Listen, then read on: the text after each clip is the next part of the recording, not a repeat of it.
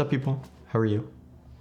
I'm doing pretty well, thank you. So welcome back to episode 3 of the pre-production for cinematographers series, and today we're going to be talking about budgeting, equipment and crew sourcing, as well as some rates information. This topic is really important and can really set you up for success or failure as a DP on a given project. As a DP, you are essentially tasked by production to work within the confines of a budget and the limitations it presents you. You'll be working with numbers for gear, specifically G&E and camera department, as well as crew rates as well, to be able to fit within the budget limitations and maximizing the amount that you can get out of that for the project and for the creative vision that you have set forward. So there are times where productions will give you the budget, but it'll be kind of like an itemized budget where this amount of money is going to G&E, this one's going to camera, and this one's going to crew.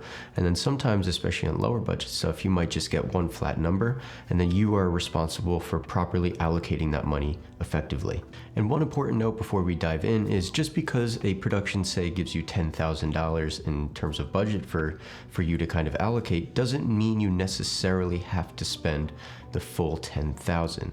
And there are some instances where you obviously want to spend all of that, but there are some where, as a DP, you have to recognize the creative and the project and realize that maybe this can get done extremely well and exactly how we want with some better production value for maybe $7,000. So where does that extra $3,000 go?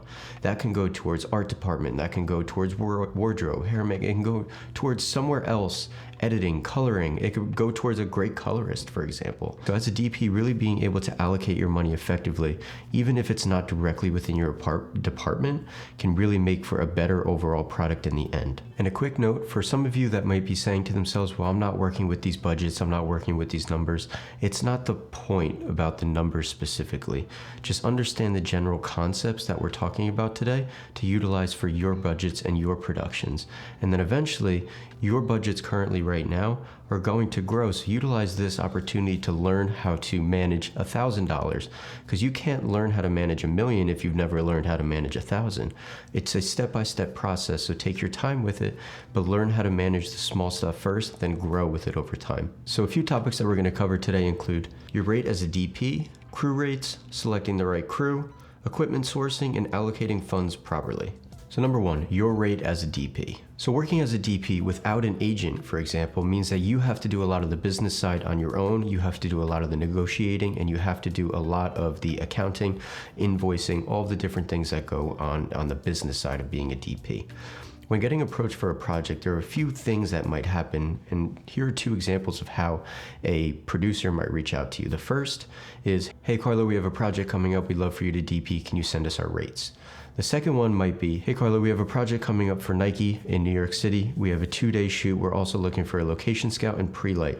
Can you send us your rates for this style project? Now, the 2 examples I presented are 2 kind of general outlines of how a producer might reach out to you. The first isn't really the best because you don't know anything about the project at all.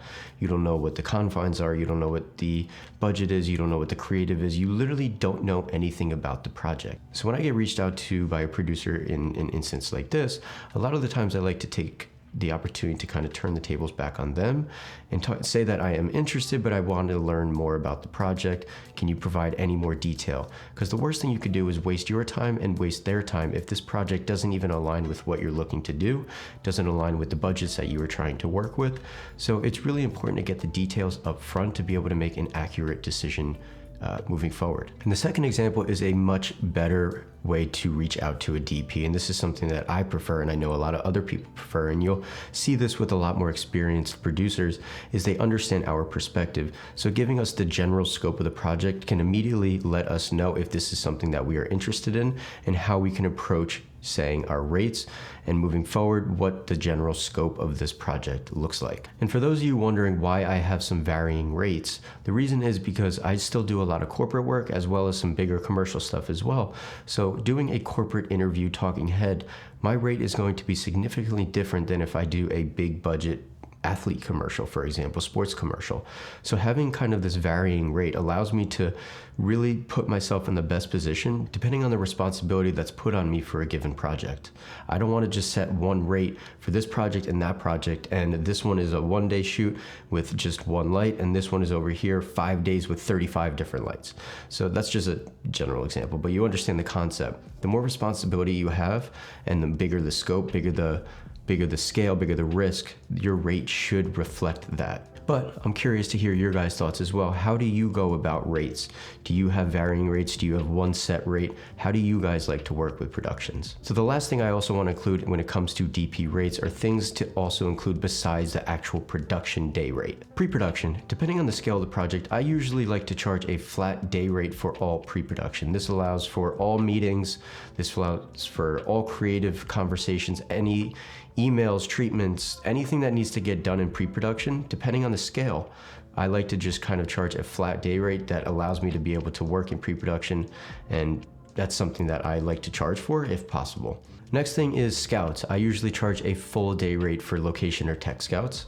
Travel days, usually a half day rate or full day rate depending on the project. And shoot date is obviously a day rate. And again, these are all variables and these can change depending on how much you want to do the project, how much you're looking to do this project just because it will make you money. There's not much great creative, but there's some benefit to that and there's some benefit to this. So if there's a project that you really want to do, the creative is great, but they don't have an amazing budget, maybe consider lowering your day rate to be able to allocate that funds to maybe equipment or crew. But we're going to dive into that a little bit later, but that is a general basis of how I work as a DP and present my rates. Second thing is crew selection and rates. So the hiring process of productions can be a very easy, seamless process, or it could actually be a very difficult process depending on availability and rates. The first step for me when I get hired onto a project is understanding the level of this project. Who are the key people that I need to have on this project to be able to accomplish it and be able to elevate the project? So the first people that I always lock in and hire are my gaffer, key grip, and first AC.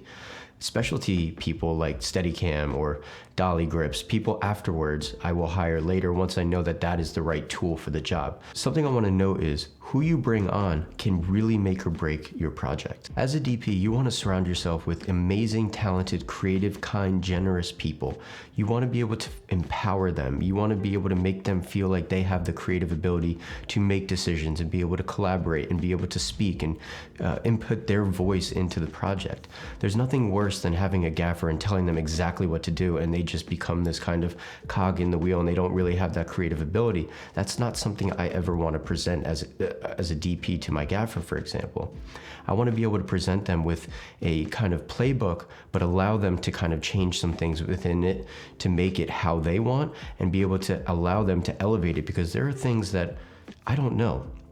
As a DP, we work pretty often, but as a gaffer and a key grip, they're working all the time nonstop, and I'm not the one touching lights all the time. They are. That's their job. So they know the better tools for the job. They know the right way to do things. They know how to actually present something in a new way that maybe I haven't thought of, because they get to work with 30 other DPs that have experience as well. So getting out of your kind of narrow-minded approach to lighting and camera movement and other things like that, start to rely on your key people to present you with creative ideas and allow for that collaboration. And going off of that, with your key grip as well, they'll be able to really help you out when it comes to camera rigging or lighting rigs and being able to do things safely, because I'm not a grip at all. I don't know how to do things properly like that, but allowing them to do that and allowing them to help me formulate my ideas and be able to tell me if this is a good idea, a bad idea, how can we do this?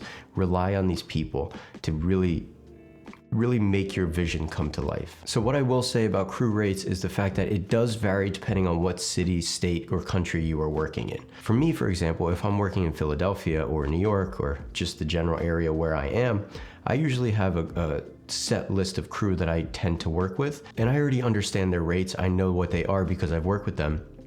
But that doesn't give me the right to kind of just assume that. Before locking in them and their rates, I usually like to talk to them about it and see if they are good with that rate or if their rates have changed since I've past work with them. The way that I sometimes like to approach it is, hey, we'd love to have you on this project. Here's kind of the gist of what we're looking for. As of now, I have this money allocated for you. Is this something that you could work with? Or just let me know if we need to kind of work something out. And from there, they'll either be like, yeah, let's do it, or no, hey, can we try to get this much or something like that. But that's where the kind of money allocation comes in. But having that communication with your crew is really important, so they don't feel like they are being stepped on or they feel like they're being taken advantage of. Just be open, be honest, be transparent, and communicate with them about everything. So to provide some example of some rates that I have seen, a typical gaffer rate could range anywhere from $650 to $800 to $850.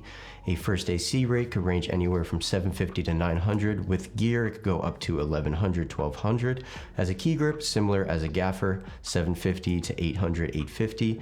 And as a grip, it could range from anywhere from $600 to $750. And Steadicam, for example, to kind of talk about a specialty crew member, I'd say I've seen rates from $1,800 all the way up to $2,200, $2,400 a day. Next topic we're going to be talking about is equipment sourcing. Now this topic can get extremely complicated extremely quickly, and I'm going to try my best to kind of just make this a very generalized approach to this topic in a way that a lot of you can understand, a lot of you can relate to, and hopefully just grasp the general concept. So as a DP, you're obviously in charge of the visual language for the film or the commercial that you're shooting. Is it anamorphic? Is it spherical? Is it clean? Is it vintage? Is the camera moving? Is it static? Do we need anything top down? Are we looking for smooth shots? Are we looking for handheld shots? Is the camera going to be twisting upside down? These are all things to discuss in the creative conversations to understand the scope of what equipment is needed to be able to accomplish this. So when it comes to cameras, some important things to note are, what is the right camera for the project? Which lenses are right for this project? Do we need filtration? What does my AC need in order to do their job effectively?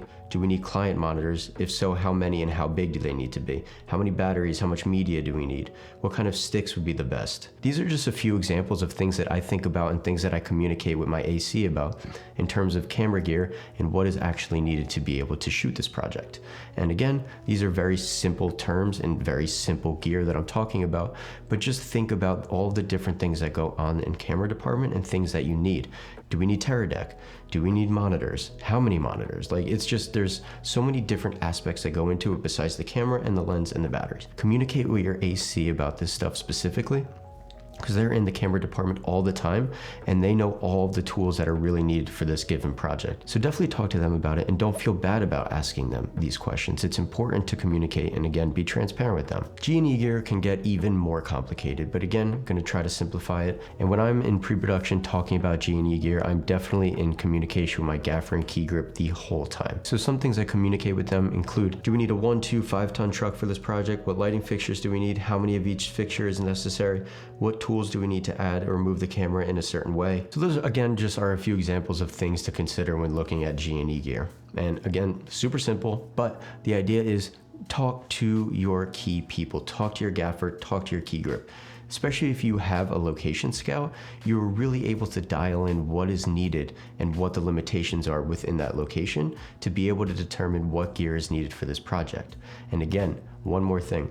Just because you were talking about all of these different fixtures, these big rigs, these lighting things, doesn't mean you could actually do it because of the limitations that the budget presents you. When you are talking with your gaffer key grip, you have to understand the limitations of the budget, you have to understand the creative intention behind what you're going for, and try to match those as best as possible. And a lot of the times, it's really hard to do that because budgets are shrinking.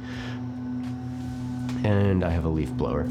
And a quick tip that I also want to talk about is, as a DP, it's really important to start building relationships with rental houses. There have been plenty of instances where I've been in a pinch and haven't been able to kind of get all of the gear we needed because of the budget limitations.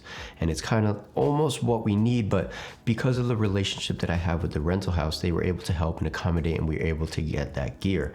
So it's really important as a DP to build these relationships, and also just know that it's not a one-sided street. You can't always just expect stuff from them. You have to give them business as well. So it's an important back and forth relationship. And the last thing when it comes to budgeting and equipment and the creative is, if you realize that the creative is way more extensive than what the budget calls for, you really have to decide, okay, can we problem solve here? Could we still stick with the creative, but change some of the equipment to get a similar feeling, similar look, similar vibe, but on a more budget level?